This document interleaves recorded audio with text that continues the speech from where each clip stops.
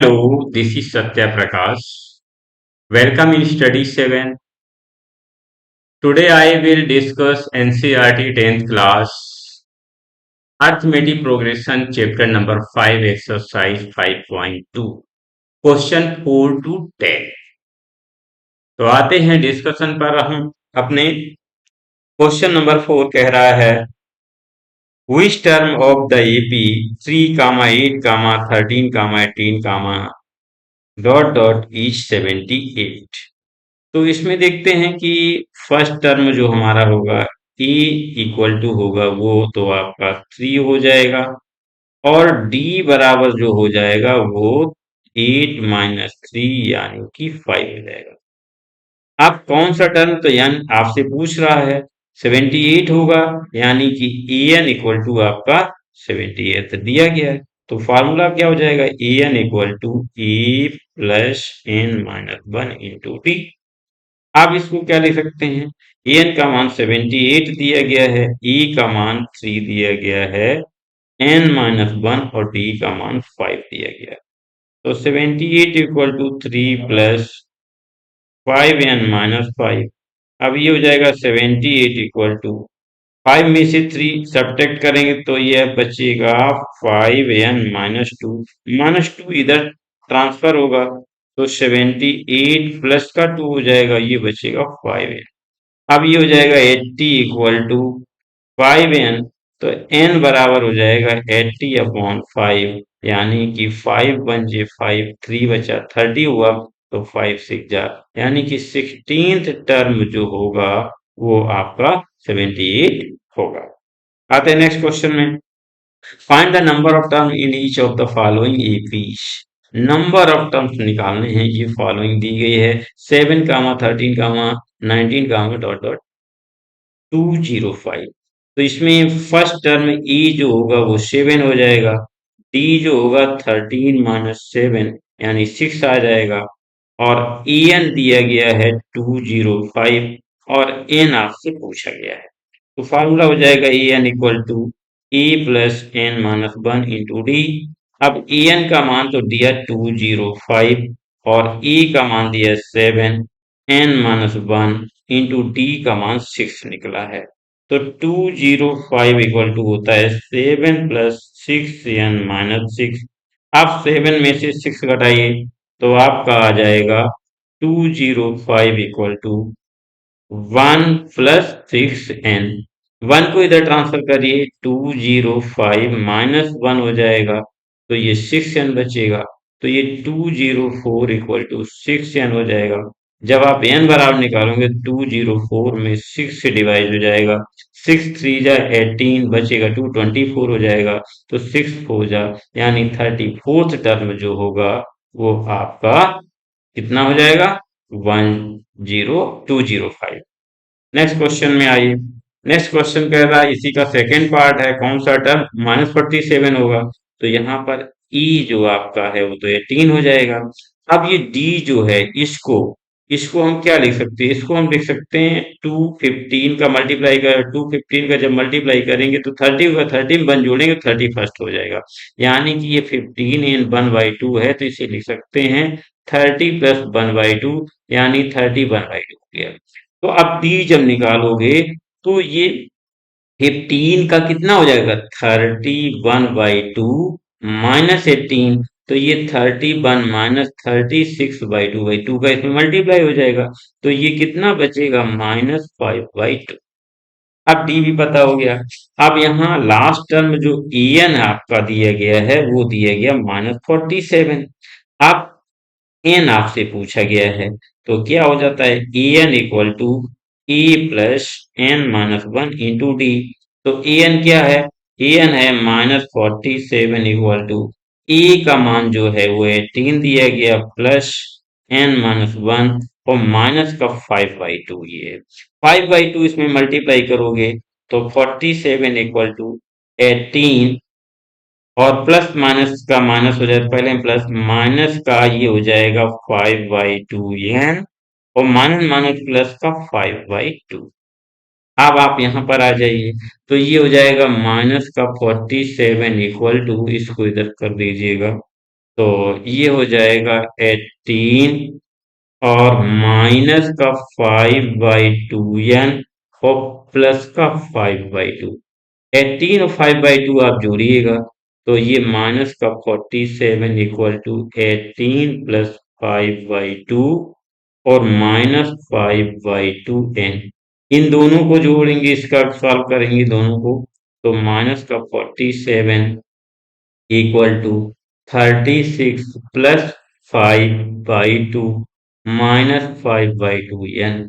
तो ये हो जाएगा minus 47 equal to 41/2 minus 5/2 n।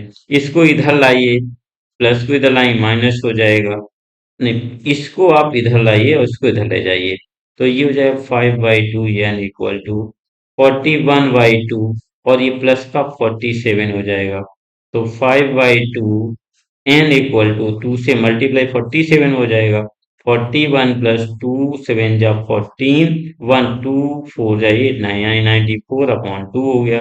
अब इस 2 से ये 2 तो कट जाएगा, तो ये 5n बराबर हो जाएगा 4 1 5 और 9 4 13, तो n बराबर हो जाएगा 135/5, यानी कि 5 2 जा 10 और 5 7 जा, आंसर हो गया 27।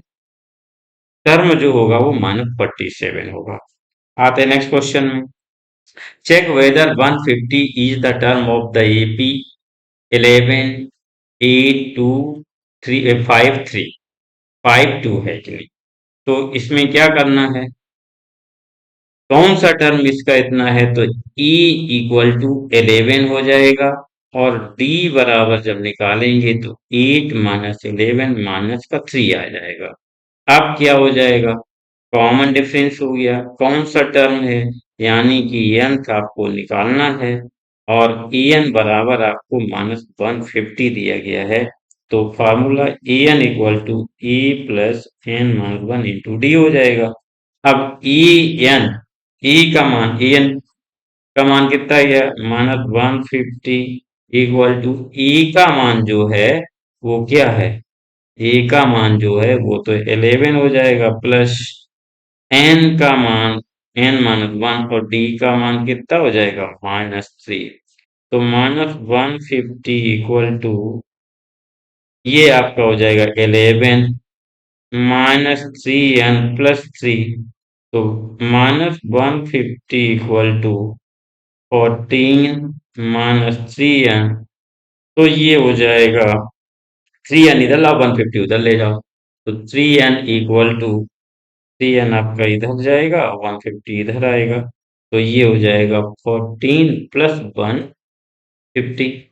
अब 3n इक्वल टू हो जाएगा 164, तो n इक्वल टू हो जाएगा 164/3, तो 3 5 जा 15 बचा 114 हुआ, 3 4 जा 12 2/3। इस आपने इसको साफ करते हैं, कितना हो जाएगा ये 2/3, तो 54 एंड 2/3 जो टर्म होगा वो 150 होगा, यही आपका आंसर है। नेक्स्ट क्वेश्चन कह रहा है find the 31st term of an AP whose 11th term is 38 and 16th term is 73। 31st term आपको फाइंड करना है, ये 31st तो निकालना, तो इसमें 11th टर्म दिया गया, ए 11 हो जाएगा ए प्लस 10d बराबर 38 और 16th टर्म जो है ए 16th टर्म हो जाएगा ए प्लस 15d बराबर हो जाएगा 73। फर्स्ट है ये, सेकंड है, सेकंड माइनस फर्स्ट, तो ये हो जाएगा ए प्लस 5d, 16th है यहाँ 15 होगा, ए प्लस 15d इक्वल टू 73 और a plus 10d equal to 38। 11th और 16th टर्म है, तो अब माइनस कर दीजिए, माइनस माइनस ये कट गया, तो ये 5d इक्वल टू हो जाएगा 13 में से 8 गया 5 और 6 माइनस 3 गया तो 3 हो जाएगा। तो d बराबर हो जाएगा 35/5 यानी कि 7। d बराबर 7 जब आ गया है, अब e निकालना है तो 11th टर्म में मान रख दीजिएगा। 11th टर्म क्या है? a प्लस 10d बराबर 38। d का मान 7 रखिएगा। a प्लस 10 इंटू 7 बराबर 38। तो a इक्वल टू इसको उधर ट्रांसफर करेंगे तो कितना हो जाएगा 38 माइनस 70। तो e इक्वल टू 38 माइनस 70 यानी 10 में से 8 गया 2 और 6 में से 3 तो ये माइनस का 32 ये आ गया। d बराबर इतना आ गया। अब क्या है? ए 31st टर्म निकालना है। ए 31st टर्म होगा a प्लस 30d। अब ए का मान दिया गया है -32 प्लस 30, डी का मान दिया गया 7। तो -32 प्लस 210।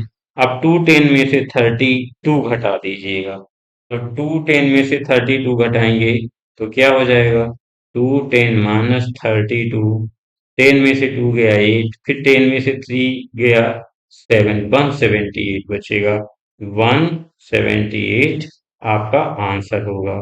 तो 31st टर्म होगा 178 होगा। आते हैं नेक्स्ट टर्म में। नेक्स्ट क्वेश्चन कह रहा है an AP consists of 50 term of which third term is 12. The last term is 106. Find the 20th term. An AP consists of 50 term. उसमें कितने 50 टर्म है तो 50th टर्म ही लास्ट टर्म होगा।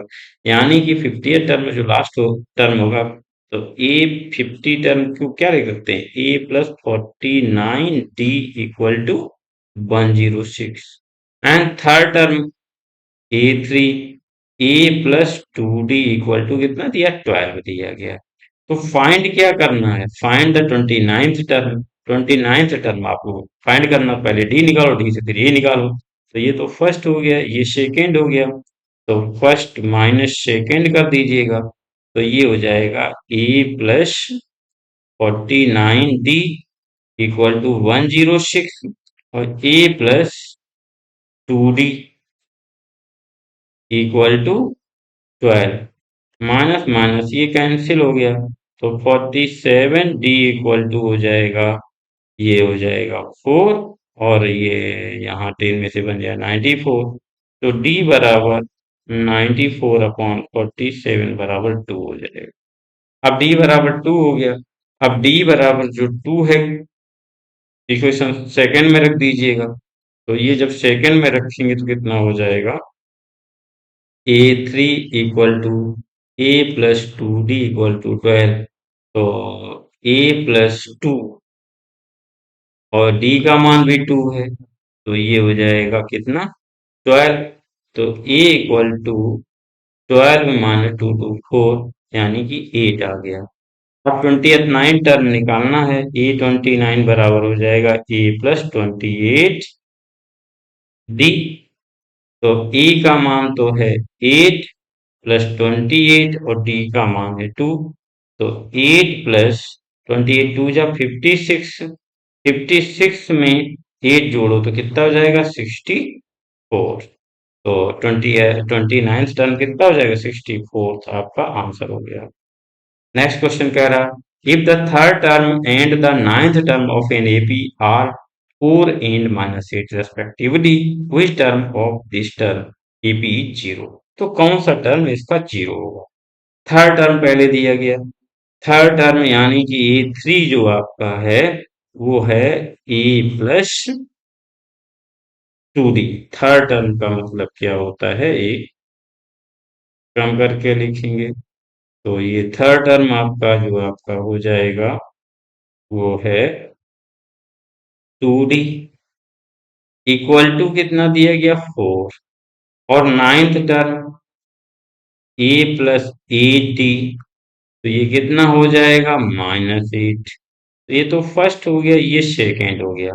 अब सेकेंड माइनस जब फर्स्ट आप करेंगे तो ये A प्लस 8D बराबर -8 और A प्लस 2D बराबर 4।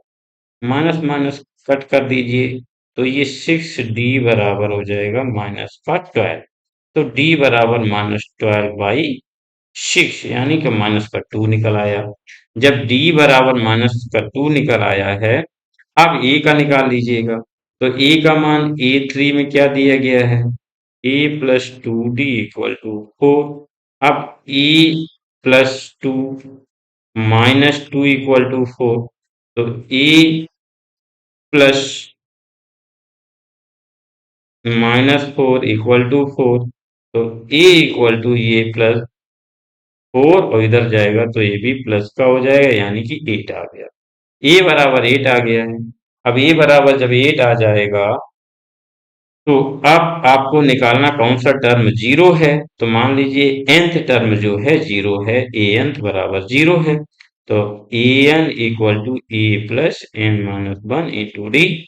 अब nth टर्म तो जीरो रख दो, a का मान आपका 8 है और n माइनस वन, डी का मान -2 है। तो ये zero equal to 8 plus -2n और +2 हो जाएगा। तो ये जीरो इक्वल टू 8 -2n +2 हो जाएगा। तो ये कितना हो जाएगा, अब इसको यहाँ पर देख लेते हैं। तो ये जीरो इक्वल टू 8 और 2 10 हो जाएगा, यानी कि zero equal to 10 -2n, 2n इधर लाइएगा तो 2n बराबर 10 हो जाएगा। तो n बराबर 10/2 यानी कि 5। तो n बराबर फिफ्थ टर्म आपका आंसर होगा, जो कि जीरो होगा। क्या होगा, जीरो होगा। आते हैं नेक्स्ट क्वेश्चन में। The 17th term of an AP exceed it's 10th term by 7। यानी कि 17th टर्म जो है, 17वां टर्म जो है, वो 10वें टर्म से 7 अधिक है। यानी कि ए 17th इक्वल टू, स्पष्ट करिए इसको,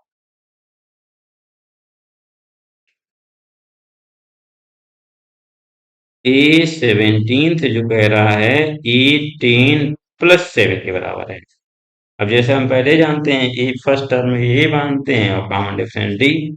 तो ये 17th टर्म को क्या लिख सकते हैं, 17th टर्म को लिख सकते हैं ए प्लस 16d, और इसको लिख सकते हैं ए प्लस 9d और प्लस 7। अब ये दोनों तरफ इक्वल है, तो ए से ये तो कैंसिल हो जाएगा। अब 16d बराबर 9d प्लस 7 बचेगा। आप 16d से 9d घटा दीजिए, 16d minus 9d equal to 7। तो यहाँ बचेगा 7d बराबर 7, यानी d बराबर 7/7 यानी कि 1। तो कॉमन डिफरेंस जो है वो क्या है, 1 होगा। आते हैं नेक्स्ट स्लाइड में। नेक्स्ट स्लाइड कह रही है arithmetic progression exercise 5.2 for question number 11 to 15 all box must watch video second. इसके लिए वीडियो सेकंड देखना है। इसके बाद में आपका वही है, वीडियो अगर आपको अच्छा लग रहा है, हमारा आपको समझ में आ रहा है, तो उसे लाइक करिए, शेयर करिए, सब्सक्राइब करिएगा और अपने दोस्तों को आगे बढ़ाइएगा, ताकि वो भी इससे प्रॉफिट उठा सकें, यानी कि वो सीख सकें कि सवालों को कैसे सॉल्व करना है। Thanks for watching.